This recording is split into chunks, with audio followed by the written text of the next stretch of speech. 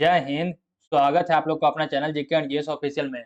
आज की वीडियो में हम लोग देखेंगे गुप्त उत्तर काल या वर्धन वंश। एग्जाम में जितने भी तरह का क्वेश्चन आते हैं उन सारे क्वेश्चन को इस वीडियो में हम लोग कवर करेंगे। अगर आप भी किसी भी कॉम्पिटेटिव एग्जाम की तैयारी करते हैं तो इस वीडियो को शुरू से लेकर अंत तक जरूर देखिएगा। ये आपके लिए बहुत ही हेल्पफुल होगा। तो आइए करते हैं शुरू। थानेश्वर में वर्धन वंश या पुष्य भूति वंश की स्थापना किसने की? थानेश्वर में वर्धन वंश या पुष्य भूति वंश की स्थापना किसने की? तो ये किया था पुष्य भूति वर्धन ने। ऑप्शन नंबर सी इसका सही उत्तर जाएगा, पुष्य भूति वर्धन ने किया था। फिर नेक्स्ट है, सूची एक को सूची दो से सुमिलित कीजिए। सूची एक में है राज्य और सूची दो में है उसका राजधानी। वर्धन वंश की राजधानी, वर्धन राज्य की राजधानी थी थानेश्वर। मौखरी का राजधानी था कनौज। वाकटक का राजधानी था पुरिका और मैत्रक की राजधानी था वल्लभी। तो एक का एक, बी का दो, सी का तीन, डी का चार। ऑप्शन नंबर एक में है तो ऑप्शन नंबर ये इसका सही उत्तर हो जाएगा। फिर नेक्स्ट है, सुमिलित कीजिए। सूची एक में है राजवंश, सूची दो में है उसका संस्थापक। वर्धन राजवंश का संस्थापक था पुष्यभूति। वर्धन राजवंश का संस्थापक था पुष्यभूति। और मौखरी का संस्थापक था ईशान वर्मा। और वाकाटक का संस्थापक था विंध्य शक्ति और मैत्रक का संस्थापक था भट्टार्क। तो हो जाएगा ए का चार, बी का दो और सी का तीन। ये ऑप्शन नंबर बी में है, ऑप्शन बी इसका सही उत्तर हो जाएगा। फिर नेक्स्ट है, कदम राज की स्थापना मयूर शर्मन ने की थी, उसने अपनी राजधानी बनाई। कदम राज की स्थापना मयूर दर्शन ने की थी, उसने अपनी राजधानी बनाई थी। तो उसने अपनी राजधानी बनाई थी वैजयंती या वनवासी को। ऑप्शन नंबर बी सी इसका सही उत्तर हो जाएगा, वैजयंती या वनवासी को। ऑप्शन नंबर सी इसका सही उत्तर हो जाएगा। फिर नेक्स्ट है, निम्नलिखित में वह अंतिम बौद्ध राजा कौन था जो संस्कृत का महान विद्वान और लेखक था? निम्नलिखित में वह अंतिम बौद्ध राजा कौन था जो संस्कृत का महान विद्वान और लेखक था? तो इसका सही उत्तर हो जाएगा, वह था हर्षवर्धन। ऑप्शन नंबर डी इसका सही उत्तर हो जाएगा, वह था हर्षवर्धन। फिर नेक्स्ट है, हर्षचरित किसके द्वारा लिखी गई है? हर्षचरित किसके द्वारा लिखी गई है? तो ये लिखा गया है, हर्षचरित लिखा गया है वानभट्ट के द्वारा। ऑप्शन नंबर 20 का सही उत्तर हो जाएगा, हर्षचरित लिखा गया है वानभट्ट के द्वारा। फिर नेक्स्ट है, हर्षवर्धन के समय कौन सा चीनी तीर्थयात्री भारत आया था? हर्षवर्धन के समय में कौन सा चीनी तीर्थयात्री भारत आया था? तो यह था ह्वेन-त्सांग। ऑप्शन नंबर 20 का सही उत्तर हो जाएगा, ह्वेन-त्सांग आया था। फिर नेक्स्ट है, चालुक्य राजा पुलकेशिन द्वितीय को किसने पराजित किया था? चालुक्य राजा पुलकेशिन द्वितीय को किसने पराजित किया था? तो ये किया था नरसिंह वर्मन प्रथम ने। ऑप्शन नंबर 20 का सही उत्तर जाएगा, नरसिंह वर्मन प्रथम ने। फिर नेक्स्ट है, किस व्यक्ति को द्वितीय अशोक कहा जाता है? किस व्यक्ति को द्वितीय अशोक कहा जाता है? तो कहा जाता है ये हर्षवर्धन को। ऑप्शन नंबर डी इसका सही उत्तर जाएगा, हर्षवर्धन को कहा जाता है। फिर नेक्स्ट है, वानभट्ट किस सम्राट के राजदरबारी कवि था? वानभट्ट किस सम्राट के राजदरबारी कवि था? तो ये था हर्षवर्धन का। ऑप्शन नंबर सी इसका सही उत्तर जाएगा, हर्षवर्धन का था वानभट्ट राजदरबारी कवि। फिर नेक्स्ट है, हर्ष एवं पुलकेशिन द्वितीय के मध्य हुए संघर्ष की जानकारी कहाँ से मिलती है? हर्ष एवं पुलकेशिन द्वितीय के मध्य हुए संघर्ष की जानकारी कहाँ से मिलती है? तो ये मिलती है ऐहोल के अभिलेख से। ऑप्शन नंबर ए इसका सही उत्तर जाएगा, ऐहोल के अभिलेख से। फिर नेक्स्ट है, प्रतापशील हूनहरिन केसरी महाराजा धीराज नामक उपाधियों निम्न में से किसकी थी? प्रतापशील हूनहरिन केसरी महाराजा धीराज नामक उपाधि निम्न में से किसकी थी? ते उपाधि थी प्रभाकर वर्धन का। ऑप्शन नंबर 20 का सही उत्तर जाएगा, प्रभाकर वर्धन का ये उपाधि था। फिर नेक्स्ट है, सम्राट हर्ष ने अपनी राजधानी थानेश्वर से कहाँ स्थानांतरित की थी? सम्राट हर्ष ने अपनी राजधानी थानेश्वर से कहाँ स्थानांतरित की थी? तो यह स्थानांतरित किया था कनौज। ऑप्शन नंबर सी इसका सही उत्तर जाएगा, कनौज स्थानांतरित किया था। फिर नेक्स्ट है, शकलोतरापथनाथ किसे कहा जाता है? शकलोतरापथनाथ किसे कहा जाता है? तो ये कहा जाता है हर्षवर्धन को। ऑप्शन नंबर 20 का सही उत्तर हो जाएगा, हर्षवर्धन को कहा जाता है। फिर नेक्स्ट है, ह्वेन-त्सांग ने किस शिलादित्य कहा है? ह्वेन-त्सांग ने किसे शिलादित्य कहा है? तो ये कहा है हर्षवर्धन को। ऑप्शन नंबर डी इसका सही उत्तर हो जाएगा। हर्षवर्धन को ह्वेनसांग ने शिलादित्य कहा है। फिर नेक्स्ट है, गुप्त वंश के ह्रास के पश्चात उत्तर भारत में बड़े भाग का पुनर्गठन किसने किया? गुप्त वंश के ह्रास के पश्चात उत्तर भारत में बड़े भाग का पुनर्गठन किसने किया? तो ये किया था हर्षवर्धन ने। ऑप्शन नंबर सी इसका सही उत्तर हो जाएगा, हर्षवर्धन ने किया था। फिर नेक्स्ट है, बंगाल का कौन सा शासक हर्ष का समकालीन था? बंगाल का कौन सा शासक हर्ष का समकालीन था? तो ये था शशांक। ऑप्शन नंबर ए इसका सही उत्तर हो जाएगा, शशांक था। ऑप्शन नंबर ए इसका सही उत्तर हो जाएगा, शशांक था। फिर नेक्स्ट है, चालुक्य शासक पुलकेशिन द्वितीय ने किस नदी के किनारे हर्षवर्धन को परास्त किया था? चालुक्य शासक पुलकेशिन द्वितीय ने किस नदी के किनारे हर्षवर्धन को परास्त किया था? तो इसका सही उत्तर हो जाएगा नर्मदा नदी के किनारे। ऑप्शन नंबर सी इसका सही उत्तर हो जाएगा। फिर नेक्स्ट है, हर्ष के शासनकाल में उत्तर भारत का सबसे महत्वपूर्ण शहर कौन सा था? हर्ष के शासनकाल में उत्तर भारत का सबसे महत्वपूर्ण शहर कौन सा था? तो ये था कनौज। ऑप्शन नंबर सी इसका सही उत्तर हो जाएगा, कनौज था। फिर नेक्स्ट है, हर्ष की जीवनी किसने लिखी? हर्ष की जीवनी किसने लिखी? तो ये लिखा था वानभट्ट ने। ऑप्शन नंबर 20 का सही उत्तर हो जाएगा, वानभट्ट ने लिखा था। फिर नेक्स्ट है, हर्षवर्धन अपनी धार्मिक सभा कहाँ किया था? हर्षवर्धन अपनी धार्मिक सभा कहाँ किया करता था? तो ये करता था प्रयाग में। ऑप्शन नंबर 20 का सही उत्तर हो जाएगा, प्रयाग में किया करता था अपना धार्मिक सभा। फिर नेक्स्ट है, वर्धन वंश की राजधानी थानेश्वर किस प्रदेश में स्थित है? वर्धन वंश की राजधानी थानेश्वर किस प्रदेश में स्थित है? तो ये स्थित है हरियाणा में। ऑप्शन नंबर 20 का सही उत्तर हो जाएगा, हरियाणा में स्थित है। फिर नेक्स्ट है, हर्षवर्धन की बहन राजश्री का विवाह किसके साथ हुआ था? हर्षवर्धन की बहन राजश्री का विवाह किसके साथ हुआ था?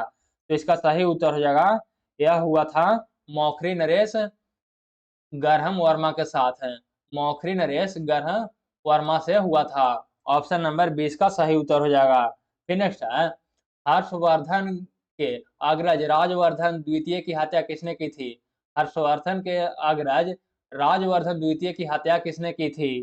तो ये की थी गौड़ नरेश शशांक ने। ऑप्शन नंबर 20 का सही उत्तर हो जाएगा, गौड़ नरेश शशांक ने की थी। फिर नेक्स्ट है, हर्षवर्धन ने 606 ईस्वी में हर्ष संवत की स्थापना किस उपलक्ष्य में की थी? हर्षवर्धन ने 606 ईस्वी में हर्ष संवत की स्थापना किस उपलक्ष्य में की थी? तो इसका सही उत्तर हो जाएगा, ये किया था अपने राज्यारोहण के उपलक्ष्य में।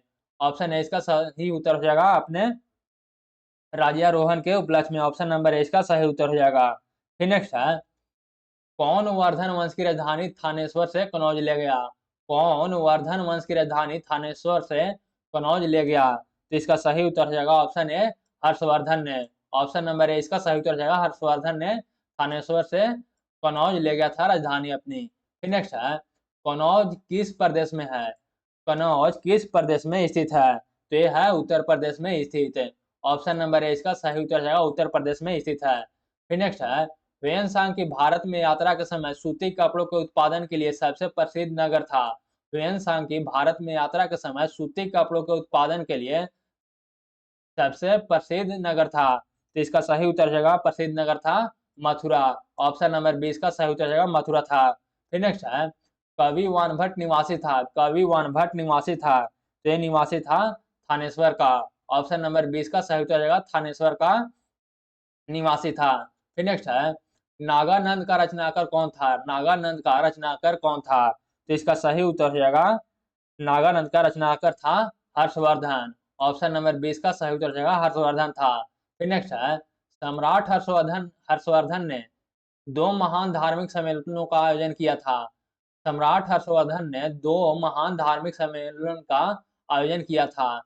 वो कौन कौन था? तो इसका सही उत्तर हो जाएगा, वह था कनौज और प्रयाग। ऑप्शन ए इसका सही उत्तर हो जाएगा, कनौज और प्रयाग में। फिर नेक्स्ट है, नागानंद रत्नावली एवं प्रियदर्शिका नाटकों के नाटककार थे। नागानंद रत्नावली एवं प्रियदर्शिका का नाटकों का नाटककार थे। ये थे यह थे हर्षवर्धन। ऑप्शन नंबर डी इसका सही उत्तर हो जाएगा, हर्षवर्धन थे। फिर नेक्स्ट है, गुर्जरों के किस शासक ने पराजित किया? गुर्जरों को किस शासक ने पराजित किया? तो इसका सही उत्तर हो जाएगा, हर्षवर्धन ने गुर्जरों को पराजित किया था। ऑप्शन नंबर सी इसका सही उत्तर हो जाएगा। फिर नेक्स्ट है, आज भी भारत में ह्वेन-सांग को याद करने का मुख्य कारण है। आज भी भारत में ह्वेन-सांग को याद करने का मुख्य कारण है। तो इसका सही उत्तर हो जाएगा, याद करने का मुख्य कारण है सीयू की रचना। सीयू की रचना, ऑप्शन नंबर डी इसका सही उत्तर हो जाएगा, सीयू की रचना। फिर नेक्स्ट है, हर्षवर्धन के विजय जीवन। हर्षवर्धन के विजय जीवन में एकमात्र पराजय देने वाला पुलकेशिन द्वितीय कहाँ का शासक था? हर्षवर्धन के विजयी जीवन में एकमात्र पराजय देने वाला पुलकेशिन द्वितीय कहाँ का शासक था? तो इसका सही उत्तर हो जाएगा, यह शासक था वातापी या बदामी का। ऑप्शन नंबर ए इसका सही उत्तर हो जाएगा, वातापी या बदामी का था। फिर नेक्स्ट है, हर्षवर्धन ने अपनी पुत्री का विवाह वल्लभी नरेश से किया, जो कि उसकी एक बड़ी कूटनीतिक उपलब्धि थी। वल्लभी नरेश का नाम था, तो वल्लभी नरेश का नाम था ध्रुव ध्रुवसेन द्वितीय। ऑप्शन नंबर है इसका सही उत्तर रहेगा, ध्रुवसेन द्वितीय नाम था।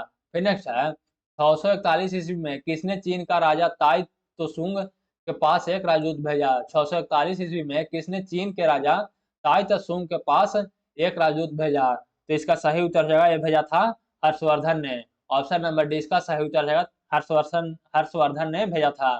फिर नेक्स्ट है, हर्षवर्धन के भारतीय मिशन के जवाब में चीनी सम्राट ताई त्सुंग ने 3 चीनी मिशन हर्षवर्धन के दरबार में भेजे, जिसमें से एक मिशन हर्षवर्धन के मरणोपरांत पहुंचा। अंतिम मिशन में शामिल उस चीनी राजदूत का नाम है जिसने हर्ष की मृत्यु के तुरंत बाद जो घटनाक्रम घटित हुआ उसका विस्तार से वर्णन किया है। तो उसका विस्तार से वर्णन किया है, ये किया है वांग हुएन ने। ऑप्शन नंबर ए इसका सही उत्तर हो जाएगा, वांग हुएन तसे ने। ऑप्शन नंबर ए इसका सही उत्तर हो जाएगा।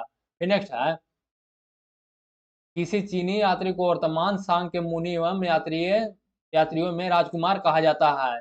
किस चीनी यात्री को वर्तमान सांग के मुनि एवं यात्रियों में राजकुमार कहा जाता है? तो इसका सही उत्तर हो जाएगा, यह कहा जाता है ह्वेन सांग को। ऑप्शन नंबर 20 का सही उत्तर हो जाएगा, ह्वेन सांग को कहा जाता है।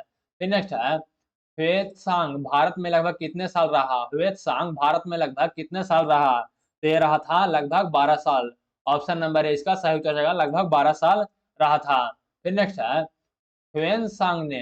ह्वेनसांग के सम्मानार्थ एवं महायान धर्म के प्रचारार्थ हर्षवर्धन ने कहाँ महासभा का आयोजन 643 ईस्वी में करवाया? ह्वेनसांग के सम्मानार्थ एवं महायान धर्म के प्रचारार्थ हर्षवर्धन ने कहाँ महासभा का आयोजन 643 ईस्वी में करवाया? तो इसका सही उत्तर जाएगा, ये करवाया था प्रयाग में। ऑप्शन नंबर सी इसका सही उत्तर जाएगा, ये करवाया था प्रयाग में। फिर नेक्स्ट है, कुंभ मेला को प्रारंभ करने का श्रेय किसे दिया जाता है? कुंभ मेला का प्रारंभ करने का श्रेय किसे दिया जाता है? तो ये श्रेय दिया जाता है हर्षवर्धन को। ऑप्शन नंबर सी इसका सही उत्तर रहेगा, हर्षवर्धन को दिया जाता है। फिर नेक्स्ट है, नर्मदा नदी पर सम्राट हर्ष के दक्षिणावर्ती अग्रगमन का रोका। नर्मदा नदी पर सम्राट हर्ष के दक्षिणावर्ती अग्रगमन का रोका, तो ये किसने रोका था? तो इसका सही उत्तर रहेगा, ये रोका था पुलकेशिन द्वितीय ने। ऑप्शन नंबर 20 का सही उत्तर रहेगा, पुलकेशिन द्वितीय ने रोका था। फिर नेक्स्ट है, निम्नलिखित में किसने नालंदा विश्वविद्यालय को 100 ग्रामों की आय दान स्वरूप दिए? निम्नलिखित में से किसने नालंदा विश्वविद्यालय को 100 ग्राम की आय दान स्वरूप दिए? तो इसका सही उत्तर हो जाएगा, ये दिए थे हर्षवर्धन ने। ऑप्शन नंबर डी इसका सही उत्तर रहेगा, हर्षवर्धन ने दिए थे। फिर नेक्स्ट है, सूची 1 को सूची 2 के साथ सम्मिलित कीजिए। सूची 1 को सूची 2 के साथ सम्मिलित कीजिए। हर्षचरित कादम्बरी के लेखक है, हर्ष हर्षचरित और कादम्बरी के रचनाकर हैं। तो ये रचनाकर हैं वान भट्ट, ये रचनाकर है वान भट्ट। और नीति शतक और श्रीरांग रस्तक और भक्ति शतक का रचनाकर है यह है भर्तृहरि। और सूर्य शतक के रचनाकर हैं मयूर। और प्रियदर्शिका रत्नावली और नागानंद का रचनाकर है हर्षवर्धन। तो ए का हो जाएगा 4, बी का 2, ए का 4, बी का 2 और सी का 3 और डी का 1। ऑप्शन नंबर ए में है, तो ऑप्शन नंबर ए इसका सही उत्तर हो जाएगा। फिर नेक्स्ट है, निम्नलिखित में से कौन हर्षवर्धन के दरबार से संबंध नहीं था? निम्नलिखित में से कौन हर्षवर्धन के दरबार से संबंध नहीं था? तो संबंध नहीं था कालिदास। ऑप्शन नंबर 20 का सही उत्तर है, कालिदास हर्षवर्धन के दरबार से संबंध नहीं था। फिर नेक्स्ट है, कथन में है हर्षवर्धन ने किसी नवीन शासन प्रणाली को जन्म दिया, ये बिल्कुल सही है। और कारण में है हर्षवर्धन ने गुप्त शासन प्रणाली को कुछ संशोधनों के साथ अपनाया। यह भी बिल्कुल सही है। तो ए और आर दोनों सही है, तथा आर ए की सही व्याख्या भी करता है। आर ए की सही व्याख्या भी करता है। ऑप्शन नंबर ए इसका सही उत्तर हो जाएगा। फिर नेक्स्ट है, कौन सही सुमिलित नहीं है? अवंती हर्षवर्धन का प्रधानमंत्री था, ये तो सही है। सिंहनाद महासेनापति था, ये भी बिल्कुल सही है। कुंतल सेनापति था, ये भी बिल्कुल सही है। तो इसका सही उत्तर हो जाएगा ऑप्शन नंबर डी, सभी सुमिलित है। ऑप्शन नंबर डी इसका सही उत्तर हो जाएगा। फिर नेक्स्ट है, किसका कथन है भारत के लोग गर्म मिजाज के हैं, उन्हें जल्दी गुस्सा आता है परंतु ईमानदार होते हैं, भारतीय स्वच्छता प्रेमी है? किसका कथन है भारत के लोग गर्म मिजाज के हैं, उन्हें जल्दी गुस्सा आता है परंतु ईमानदार होते हैं, भारतीय स्वच्छता प्रेमी है? तो यह था कथन ह्वेत्सांग का। ऑप्शन नंबर सी इसका सही उत्तर हो जाएगा, ह्वेत्सांग का यह कथन था। फिर नेक्स्ट है, अग्रहार का अर्थ था, अग्रहार का अर्थ था, तो यह था ब्राह्मणों को दिया जाने वाला कर मुक्ति भूमि अनुदान। ऑप्शन नंबर ए इसका सही उत्तर हो जाएगा। फिर नेक्स्ट है, घड़ी यंत्र या तुला यंत्र का प्रयोग होता था, घड़ी यंत्र या घाटी यंत्र या तुला यंत्र का प्रयोग होता था, तो ये होता था खेत की सिंचाई के लिए। घाटी यंत्र या तुला यंत्र की प्रयोग होता था, तो यह होता था खेत की सिंचाई के लिए। फिर नेक्स्ट है, दक्षिण भारत के संदर्भ में एरीपति का अर्थ था, दक्षिण भारत के संदर्भ में एरीपति का अर्थ था, तो एरीपति का अर्थ था जलाशय की भूमि। ऑप्शन नंबर ए इसका सही उत्तर हो जाएगा, जलाशय की भूमि था। फिर नेक्स्ट है, हर्ष के काल में भू राजस्व की सीमा थी, हर्ष के काल में भू राजस्व की सीमा थी, तो ये सीमा थी 1/6 से लेके 1/10 तक। ऑप्शन नंबर 20 का सही उत्तर हो जाएगा। फिर नेक्स्ट है, मौखरी शासकों की राजधानी खाली जगह थी, मौखरी शासकों की राजधानी कहाँ थी? तो ये राजधानी थी कनौज। ऑप्शन नंबर 20 का सही उत्तर हो जाएगा, कनौज राजधानी थी। फिर नेक्स्ट है, सीयू की नामक यात्रा ब्यूरो निम्नलिखित में से किससे जुड़ा है? सीओ की नामक यात्रा विवरण निम्नलिखित में से किससे जुड़ा है? तो ये जुड़ा हुआ है ह्वेत्सांग से। ऑप्शन नंबर डी इसका सही उत्तर होगा, ह्वेत्सांग से जुड़ा हुआ है। तो ये था गुप्त उत्तर काल से पूछे जाने वाले बहुत ही महत्वपूर्ण प्रश्न। अगर ये वीडियो आप लोग को अच्छा लगे तो वीडियो को लाइक कर लीजिएगा, अगर चैनल पर पहली बार है तो चैनल को सब्सक्राइब कर लीजिएगा, और कमेंट करके जरूर बताइएगा कि इसमें से आपका कितना क्वेश्चन सही हुआ है। तो बस आज के लिए इतना ही, तब तक के लिए जय हिंद, मिलेंगे किसी अगला वीडियो में।